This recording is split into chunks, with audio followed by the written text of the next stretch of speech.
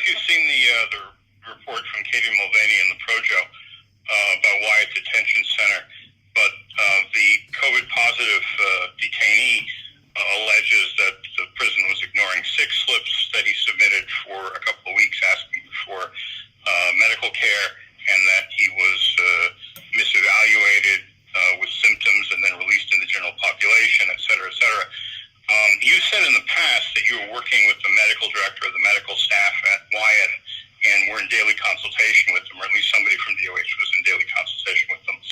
And I'm wondering, is there any element of, to put it directly, enforcement to make sure that they're doing what you advise them or doing what they're supposed to do? And if not, what is DOH's responsibility and ability to fix that? Michael,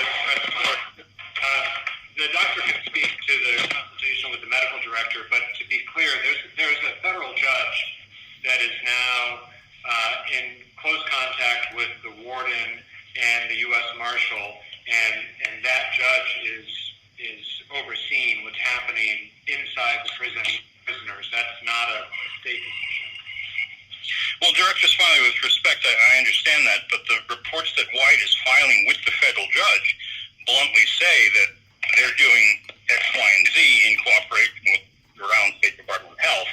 And so I think that raises the question fairly as to what is DOH doing? What is their involvement? I'm sorry, Doctor. Yeah, our involvement is, has been shared, which is to provide the guidance that they need to have a plan in place to isolate patients who are ill. They do have a negative pressure room, helping to ensure that the right patients are able to use that.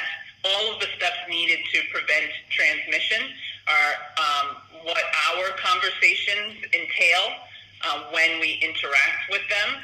There is always the occasional element of someone having a different experience, and as with any of the entities that we work with, it's important to make sure they have the guidance to address that and ensure that everyone